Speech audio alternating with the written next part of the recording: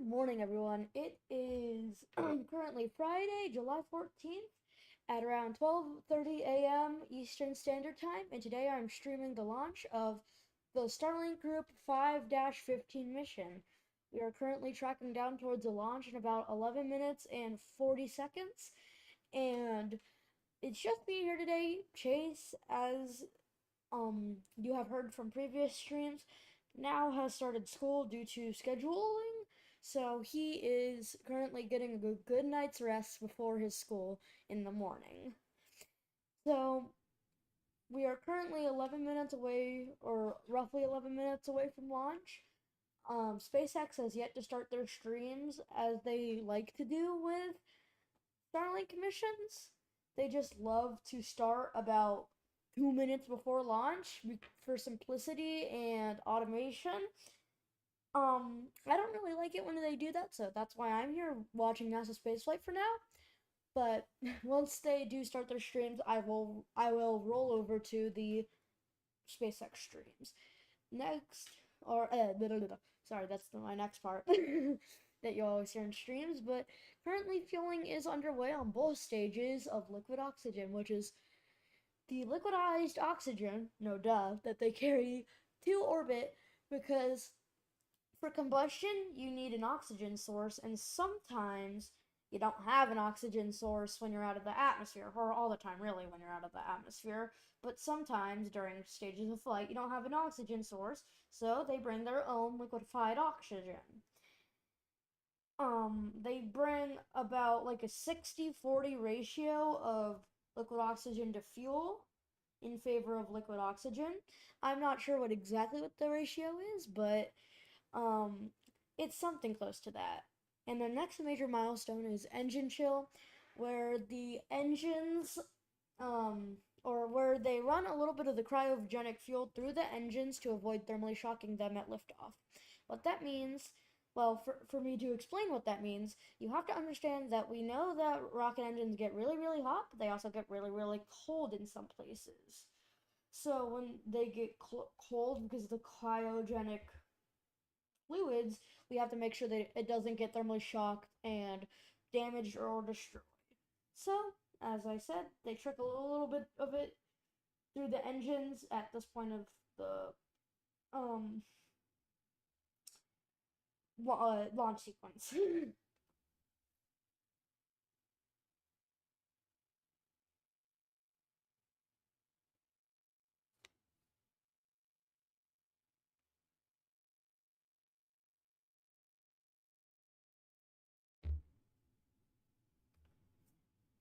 I don't think anyone's watching the stream right now, but I know people love to watch it over from looking at previous analytics. So if anyone's seeing this part of the live stream currently, and also I don't have it pulled up on my other device like I usually do, so I don't actually know if anyone's watching, but I think it's pretty safe to assume. mm. Anyway, but as I was saying, for the people who have just come to this part, thanks for watching. Yeah, as I thought, nobody's watching this in live timing. I don't know. Okay, I'm gonna stop being so awkward about it now. Thanks for watching this over. That's all I have to say. So, SpaceX looks to have started their stream, but it's just the boring old. Oop, wrong button. It's the boring SpaceX. So, I hate it so much. I hate how weird the stubby nozzle looks, but we're just gonna have to deal with it. Anyway, nice, we have a stubby.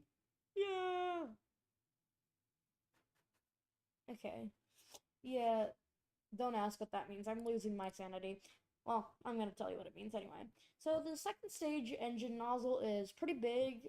I mean, in cameras, of course, it's way out of proportion with like the size. That little rocket on your screen is actually 200 feet tall, and all of that. So that's funny. It's 230 something feet. And the engine that's housed for the second stage inside that inner stage is a vacuum optimized engine, which means it has a very big nozzle for space, but also that helps improve thrust a little bit, in a way. But sometimes when they still need a high expansion ratio, which is throat to nozzle ratio, which like means it's wide, but they don't need as much thrust. They give it a little bit of what I like to call the haircut, and so it makes it so it's still like vacuum optimized, but it's not so like wasteful of resources while trying to um be big. I don't know. I'm sorry. Or whilst trying to produce a lot of thrust because sometimes they're not needed. I'm sorry. I'm so like dead in the mind today, especially because I'm without my co-host Chase, like I mentioned.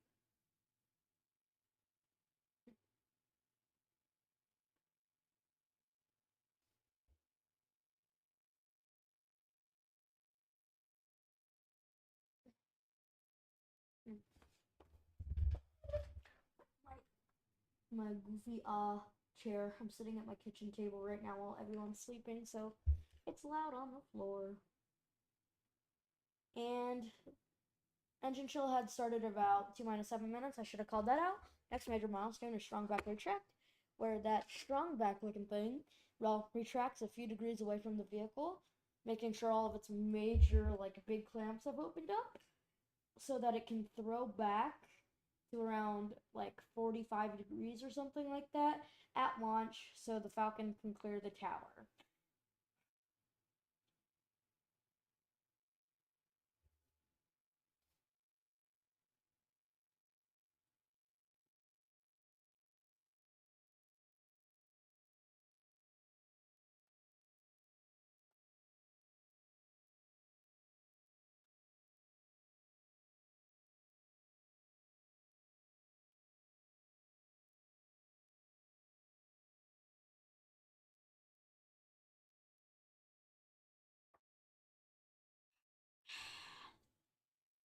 And strong back retract has started. Time to switch to SpaceX's whatever stream. Machine control audio. Nobody cares about this. I'm talking about this boy. Yep. Oh my gosh. Why are so many people there? Are gearing up to watch the last 54 V1.5 sats lift off onboard our Falcon 9 rocket. Wait. 47th launch of the year and our 246th mission to date. This is also our final launch of the Starlink V1.5 satellites. To celebrate this milestone, the teams at SpaceX, both in Hawthorne and in Redmond, are gearing up to watch the last 54 V1.5 sats lift off onboard our Falcon 9 rocket in just about 4.5 minutes. Satellites. Some of those laser beams have traveled 2,700 kilometers to other satellites in the network, and that's slightly more than the distance between Starbase in Texas and SpaceX headquarters here in Hawthorne. I just realized my AirPods weren't fully connected. Hopefully this doesn't disconnect me from the stream. No. Okay, I'm still connected. I'm still here. I'm still at the table. Yep, make sure my audio isn't messed up like it was that one time. Alright.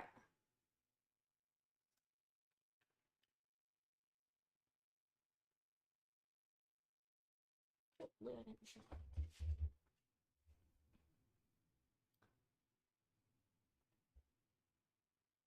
Ah, ah, ah. I'm not blind.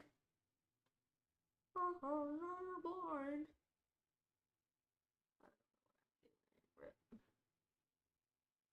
Someone please stop me from going insane because it's literally 40 minutes past midnight where I am, and I haven't slept in easily like 15 hours or something, so that's nice. And stage 1 LOX load has completed. That marks the ending of stage 1 fuel loading.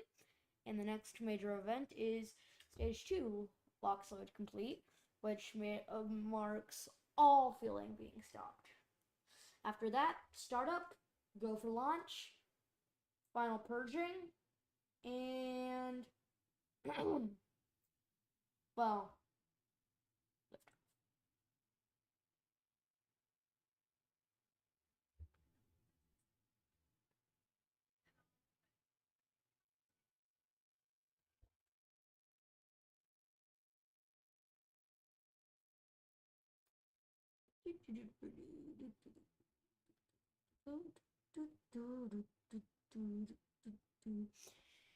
Stage 2 liquid oxygen mode is complete.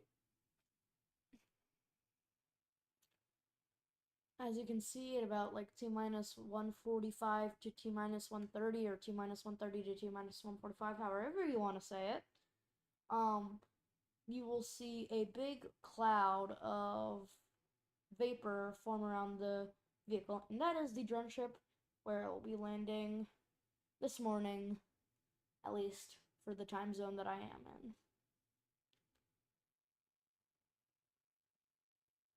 So, yep, there you can see the liquid oxygen getting purged out of the pipes so it doesn't cause a big boom at liftoff. And it's being purged with, I think, nitrogen. Not hydrogen, nitrogen. I think liquid nitrogen is pretty inert. It puts fires out instead of starts them. So, that's always a good thing. And vehicles in startup. I'm gonna listen in and see if we'll go for launch. Is in startup. And we did just hear that the flight computers have taken over the countdown, and the rocket is now on internal power.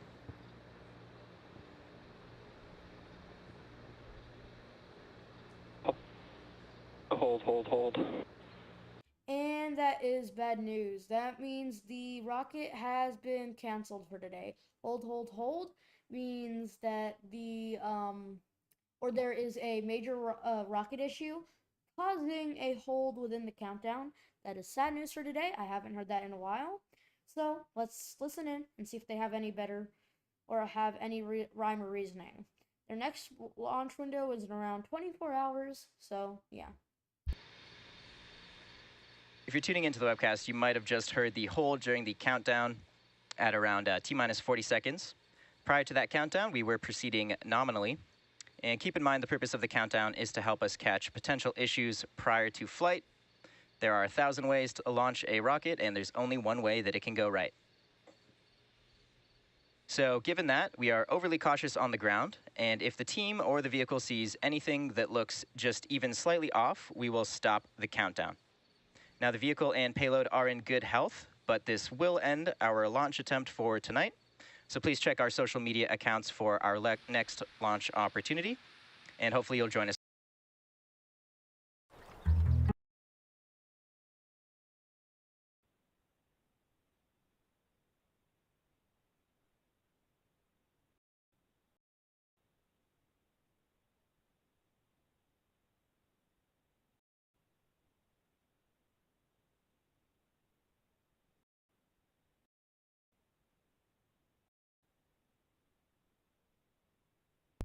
Well, looks like they didn't give much of a reason.